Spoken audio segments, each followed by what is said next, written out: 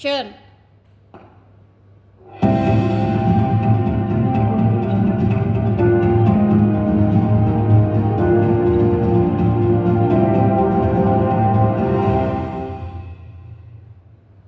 Selamat pagi, pemirsa. Indonesia kembali dihadapkan pada kenyataan pahit yang kian menganga. Korupsi seakan-akan menjadi menu utama dalam hidangan sehari-hari bangsa ini. Kasus demi kasus bermunculan, dari tingkat daerah hingga tingkat pusat. Seolah menunjukkan bahwa praktik curang ini bukan berarti pengecualian, melainkan kebiasaan yang diwariskan. Ironisnya, di tengah krisis kepercayaan publik, masyarakat justru disuguhi tontonan korupsi seolah tanpa akhir, menciptakan rasa muak sekaligus putus asa. Di tengah sorotan ini, pertanyaan kembali muncul. Sampai kapan korupsi menjadi bagian dari sistem? Dan adakah harapan untuk benar-benar bersih?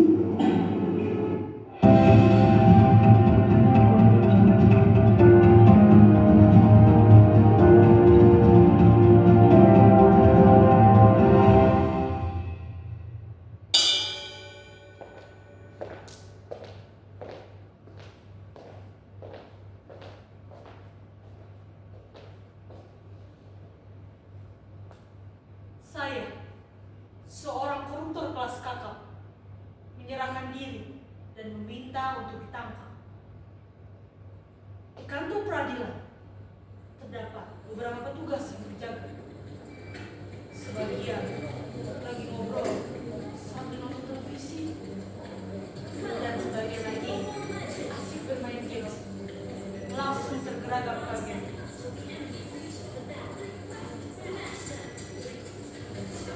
Tolong, tolong, tolong, tolong tangkap saya.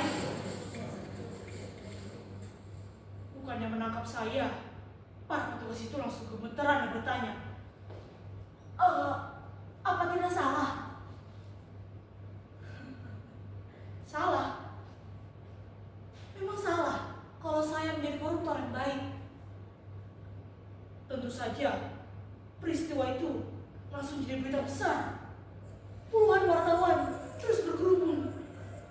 Dan saya dengan percaya diri langsung memberikan pernyataan-pernyataan.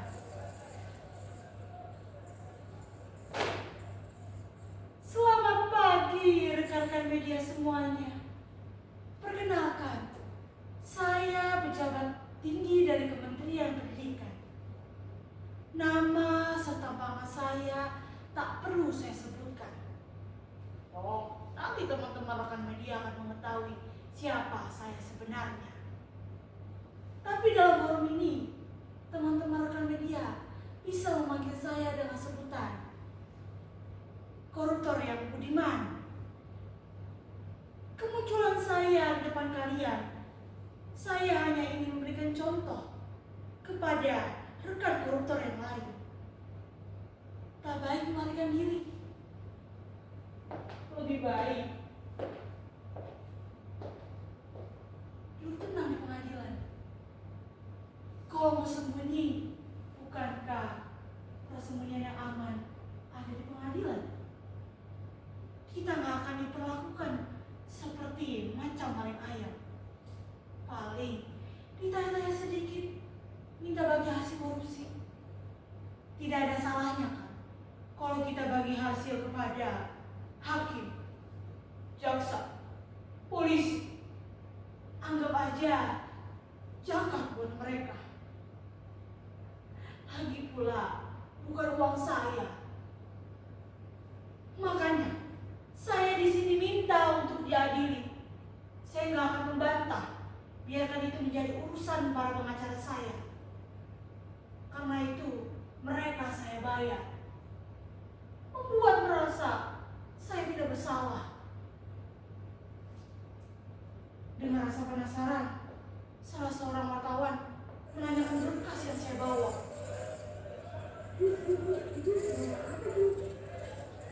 Oh, ini yang kalian tanyakan. Ini beberapa proposal. Ini proposal fiktif pelatihan guru. Ini pengadaan buku yang tak pernah tersalurkan. Ini sarana dan prasarana di berbagai sekolah.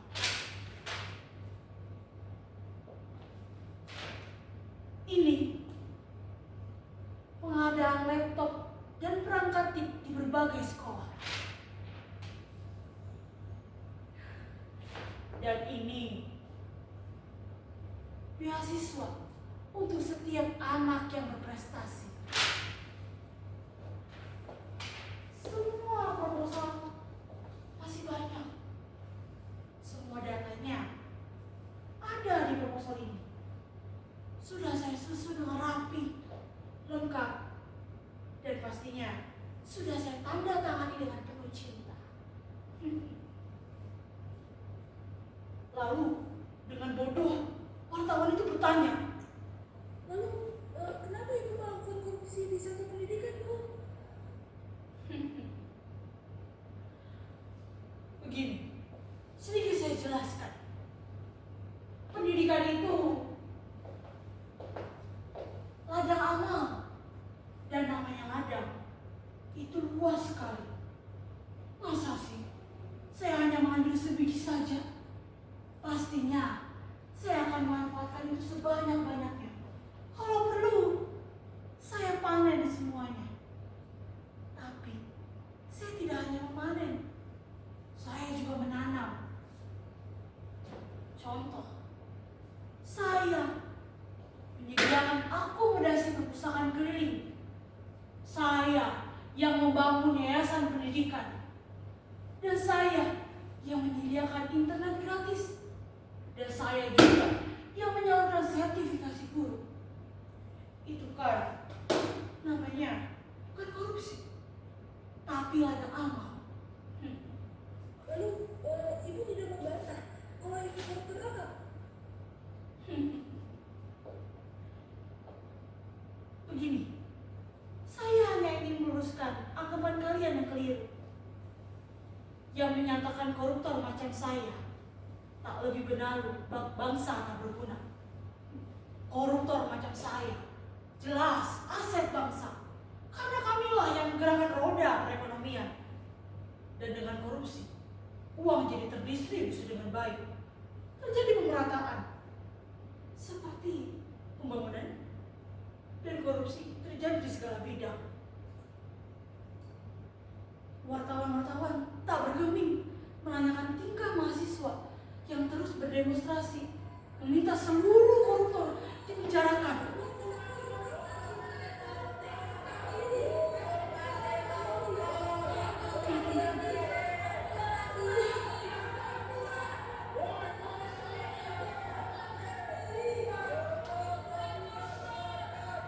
Mahasiswa itu sangat naif.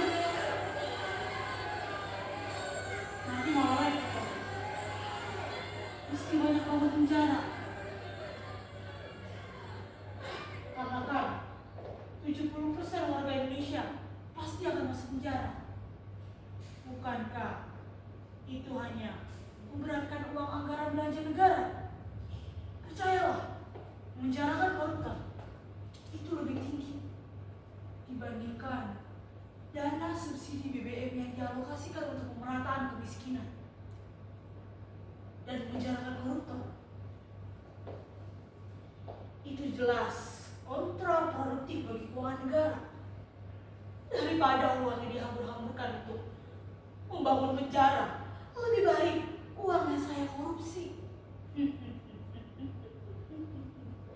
Itu namanya korupsi yang adil dan beradab, sesuai dengan Pancasila. Atau biar didengar lebih trendy, itulah prinsip demokrasi dalam korupsi.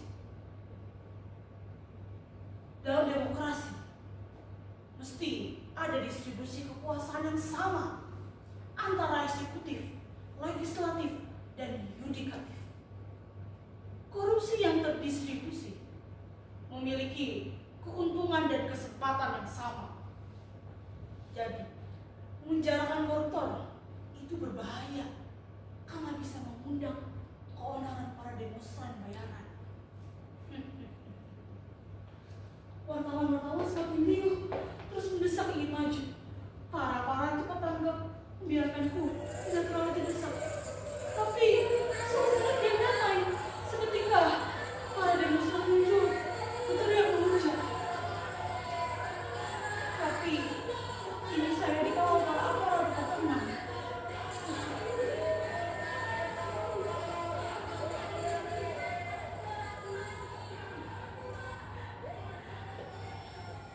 Silakanlah kalian beranggapan saya seperti apa, tapi tolong jangan terlalu pojokkan kami. Kalau soal unsur kekuatan, kami juga bisa menggelar aksi besar-besaran. Coba kalian pikirkan, bila seluruh koruptor menggelar aksi mogok 1 hari saja, dari kantor kelurahan sampai istana negara, pasti mendadak sepi. Pelayanan terhenti, birokrasi macet, semua departemen kosong. Karena kami ada di setiap sendi negeri ini. Lalu, bagaimana cara kalian membasmi? Kalian aja seperti mengamputasi tubuh sendiri. Marilah kita hidup rukun dan damai. Antara yang koruptor dan kekoruptor, apa sih bedanya? MH Ainul Majid bilang, kesalahan hanyalah kebenaran yang tertunda. Jadi, jika seseorang berkorupsi, itu hanyalah kesempatannya tertunda. Semuanya akan dapat giliran.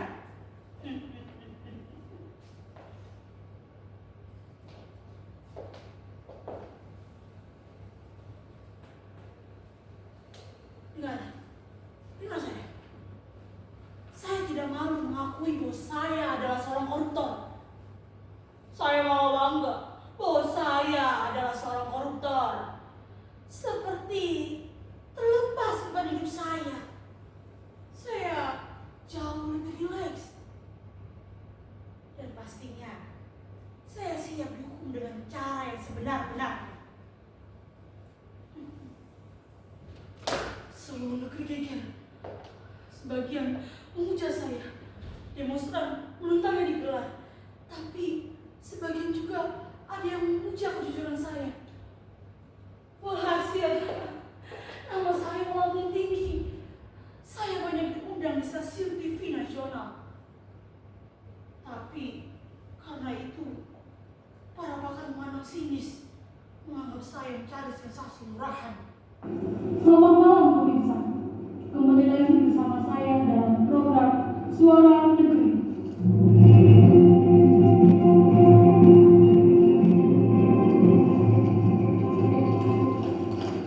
Talk show yang menyuarakan kebenaran dan menelisik realita. Beberapa hari yang lalu, kita disuguhkan sebuah peristiwa yang mengguncang jagat birokrasi dan mengusik nurani pabrik. Seorang pejabat tinggi Kementerian Pendidikan mendatangi kantor peradilan bukan sebagai tersangka,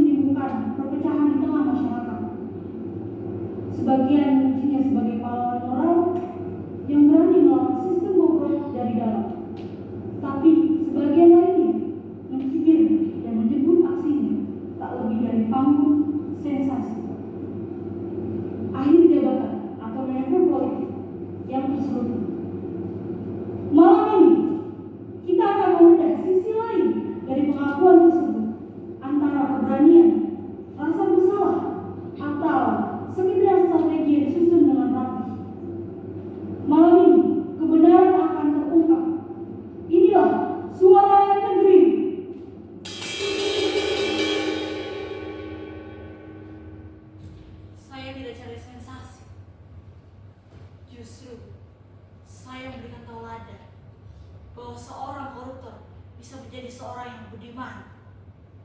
Kalaupun dia maling yang budiman. Seperti Robin Hood atau Zorro. Kalau koruptor kita kian peduli pada penerus generasi bangsa, ini negeri seolah-olah dikatakan oleh Tai Sibulan. Semuanya serba seolah-olah dan seakan-akan. Seolah-olah demokratis, seolah-olah negeri hukum, seolah-olah agamawan, seolah-olah intelektual, seakan-akan menteri, padahal pengusaha, seakan-akan penyair, padahal setengah pengangguran. Tak heran jika seseorang yang sudah menyandang sebagai koruptor pun masih bisa terlihat senyum, macam rohaniwan seperti saya.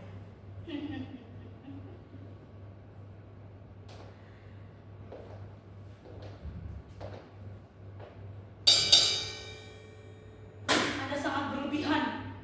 Anda juga menempatkan koruptor sebagai sesuatu yang penting.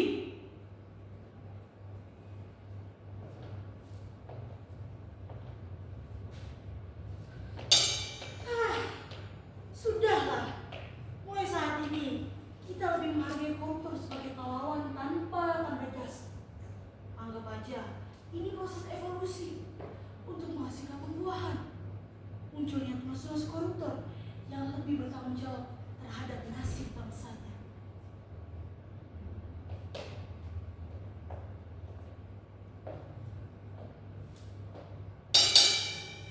Lalu, dengan menyerahkan diri, Anda sudah merasa bertanggung jawab.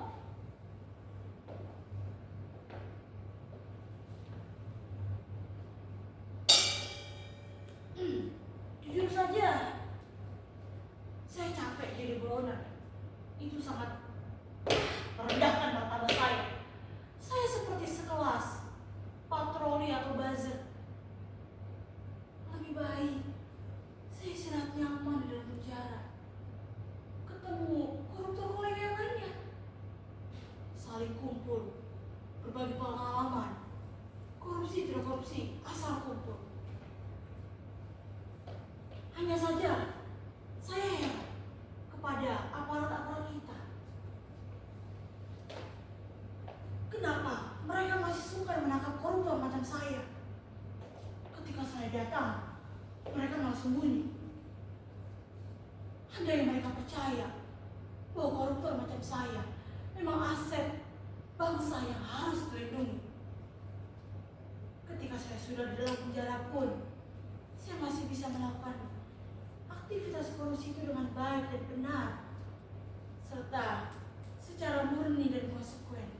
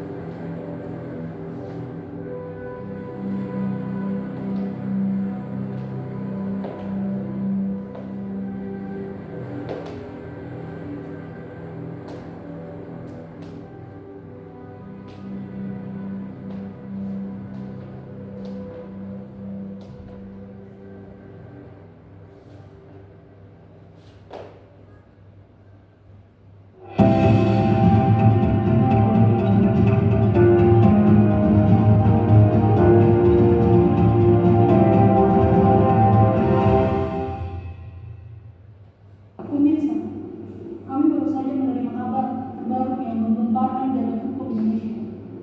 Seorang pejabat tinggi yang beberapa waktu lalu membuat heboh publik dengan pengakuan terbuka atas tindak korupsi, kini resmi ditahan. Setelah melalui rangkaian proses persidangan yang menyita perhatian nasional, pengadilan akhirnya memutuskan ia bersalah. Majelis hakim menjatuhkan